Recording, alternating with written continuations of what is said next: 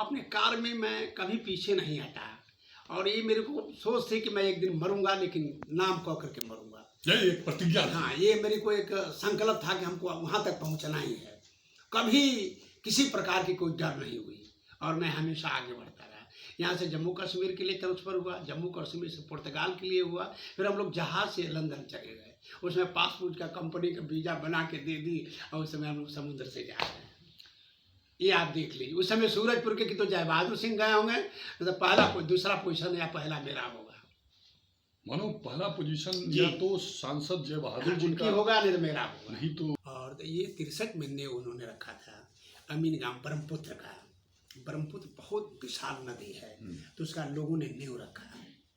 तो जगजीवन बाबू ने वो लिए क्या नाम है कि तसला करने, और नेहरू जी ने मट्टी रखा, उसी में हम भर्ती हुए थे। उस समय 4 ही 5 दिन मेरे को हुआ था। तो शुरुआत एक जब अच्छे आदमी के साथ हो जाती है, तो वो इंसान अगर कोई दर्शक भाइयों ध्यान से सुनिए, बहुत ही संकल्प महत्वपूर्ण लेता है तो वो बहुत आगे जाता है। ये हमने हिंदुस्तान कंपनी में उस समय कोलैबोरेशन में इंडिया के और अंग्रेज के साथ में कोलैबोरेशन हुआ, ब्रिज बनाने के लिए शुरुआत थी, जो कि बाबू जगजीवन राम जी और नेहरू जी ने उसका नींव रखे थे। उसमें मैंने काम किया था। अरे जी, जगजीवन राम जी करनी हाथ तसरा लिए हैं, और नेहरू जी ने मसाला डालना है, और उस पर जो प्रोजेक्ट में मैं था। तो वहाँ आप इंजीनियर थे? नहीं, इंजीनियर का तो कोई मतलब ही नहीं था। अब 15-16 साल की उम्र में मैं 8 तक पढ़ा। पढ़ने के बाद में भैंस गोरू चराता था। मैं माँ बाप का अकेला था, खेती गृहस्थी थी, खाने पीने की कोई कमी नहीं थी। अभी आप लोग प्रख्यात समाज सेवी बिल्डर जमुना प्रसाद जी की जीवनी को सुन रहे थे। ये उनकी जीवन कथा का दूसरा भाग है, और आप लोग इसके आगे सुने कि कैसे जमुना प्रसाद जी ने जीवन में सफलता। नमस्कार, मैं हूं रंजीत राव और आप लोग देख रहे हैं जनगढ़ की आवाज़। अभी मैंने ब्लॉक प्रमुख राजू राय का इंटरव्यू किया था, और सीधे वहां से मैं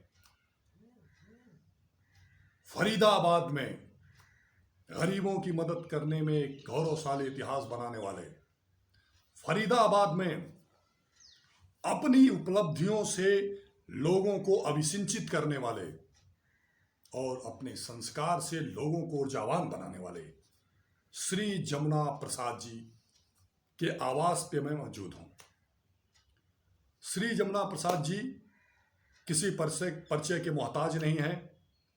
इनके जीवन की प्रगति और इनके संघर्षों का हंसमुख आनंद इनके मुख से आप सुनेंगे, और आप लोग ये भी ध्यान से सुनेंगे कि जीवन में प्रगति कैसे मिलती है, और उस प्रगति को प्राप्त करने के लिए, सफलता को प्राप्त करने के लिए किस दृढ़ इच्छा शक्ति की जरूरत होती है।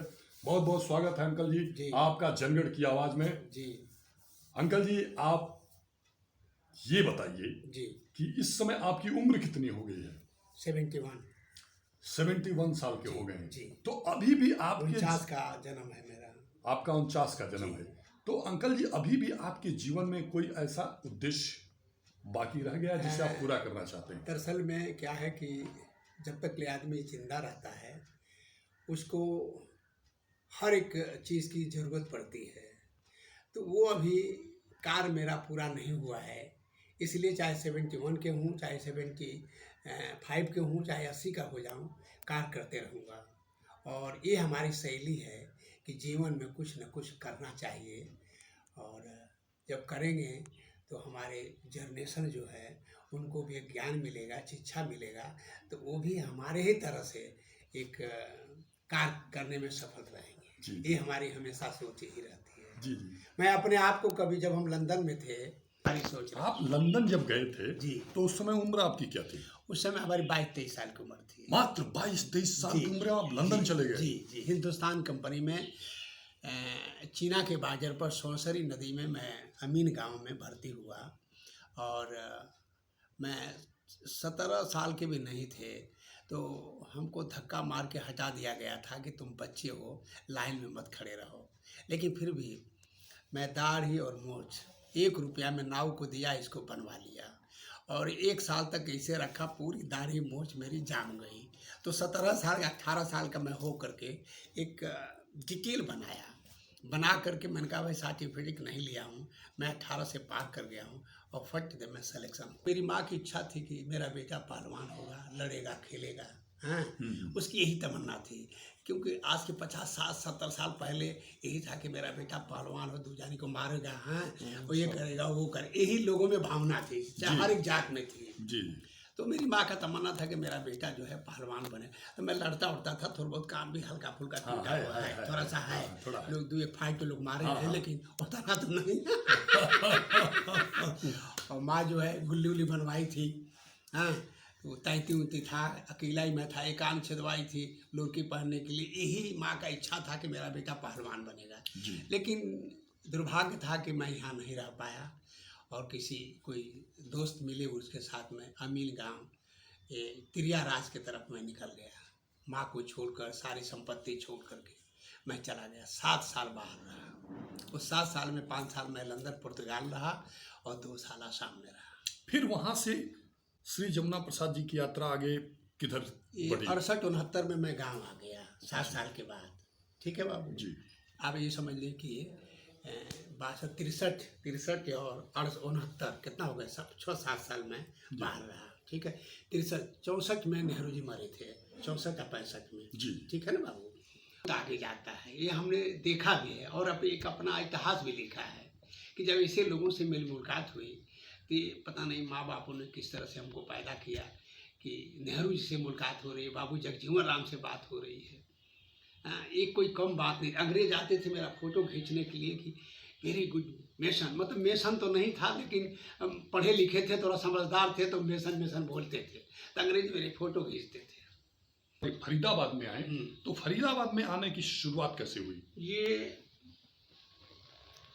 पहले मैं दिल्ली में था जी। दिल्ली में बड़े बड़े लोगों का काम करता था। B.R. भगत साहब जो 84 में विदेश मंत्री हुए, राजीव गांधी के साथ में विदेश मंत्री हुए, उनके मैं 5 मकान बना रहा था।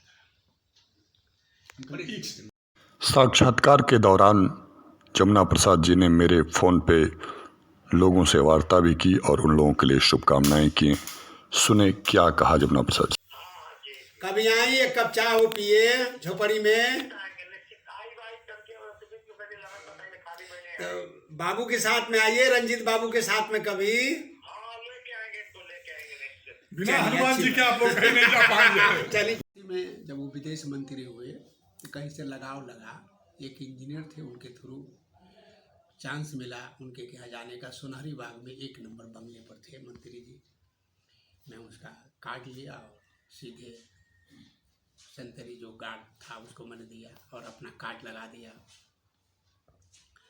तो अपना कार्ड लगा दिया तो बिहार के थे, पटना के बिहार के जो यादव लोग हैं, प्रसाद लोग लिखते हैं जी, भगत लिखते हैं। हाँ। और मेरा भी नाम जमुना प्रसाद था, अगर समझिएगा। हाँ। उनको ये समझ नहीं आया कि जमुना प्रसाद, अरे भाई तो अपना आदमी है। हमारा कार्ड दोनों ने पढ़ा, बोला जल्दी बुलाओ। मैं गया, हाथ जोड़ के प्रणाम किया, पैर छुआ जी। बोले कहाँ के रहने वाले हैं? मैंने कहा सर मैं आजमगढ़, उस समय आजमगढ़ ही जिला था, मऊ नहीं हुआ था, मैं आजमगढ़ के रहने वाला हूँ। बोले अच्छा ठीक है, क्या काम करते हैं? मैंने कहा मैं कंट्रैक्टर हूँ सर। ठीक है, हमारे मकान बनाएंगे? मैंने कहा सर जरूर आपका सेवा करूँगा। बोले ठीक है, आप इस इंजीनियर से मिली, मैं अभी टेलीफोन करता हूँ। क्रॉस पुलिस में जो मेन कंट्रैक्टर थे, अरे मेन इंजीनियर थे, उनके पास उन्होंने भेजा। मैं कुछ पढ़ा था घर 8वीं तक लेकिन बाहर में इंग्लिश वगैरह पढ़ लिया, नक्शा वक्शा गए जी, नक्शा वक्शा देखा सुना। उन्होंने मेरे को कॉपी दी, बोले आप जाके साइट शुरू कर दीजिए। न्यू फ्रेंच कॉलोनी, एक बड़ी पुश कॉलोनी थी, उसमें मैंने एक मकान शुरू किया। बड़ी दिल से, बड़ी लगन से, इतना बढ़िया से काम किया। मैं यही सोचता था कि अपन जान निकाल के डाल दूँ, ताकि एक चांस मिला है, क्या पता हम कहाँ तक पहुँचेंगे।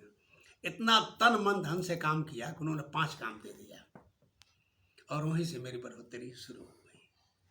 बाकी उसके पीछे हम 10 साल और रहे।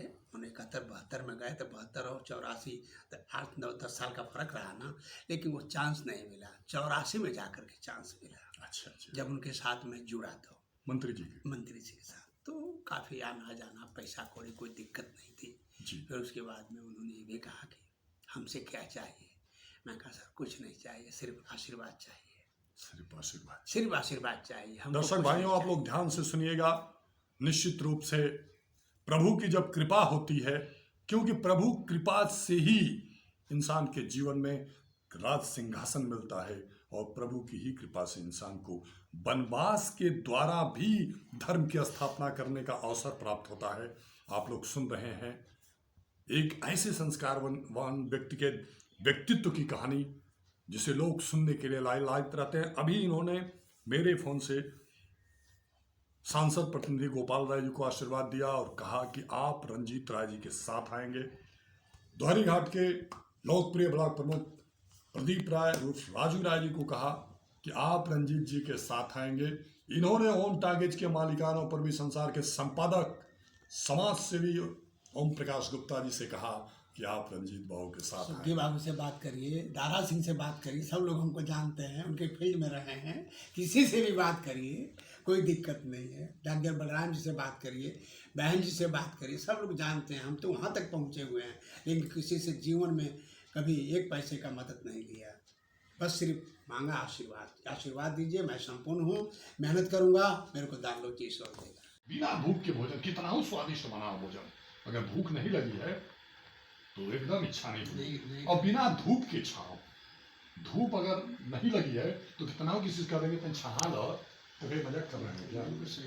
बिना संघर्ष की उपलब्धि। गुरुदेव से मैंने कहा कि पहले मैं दुख भोगना चाहता हूँ। गुरुदेव ने कहा, ये कह के कहा कि वाह अद्भुत चीज मान लिए, जब रात है तो प्रकाश तो होना ही है। आज नहीं होगा तो कल होगा ही होगा। फिर मैंने कहा मुझे 3 हाँ प्रधान जी, आप इस समय श्री जमुना प्रसाद जी के घर पे आए हुए हैं, तो आपको कैसी अनुभूति हो रही है? बहुत, चाचा से मिल करके बहुत आनंद हुआ, और इनके लिए हम लोग कहने के लिए कुछ शब्द ही नहीं बचा है।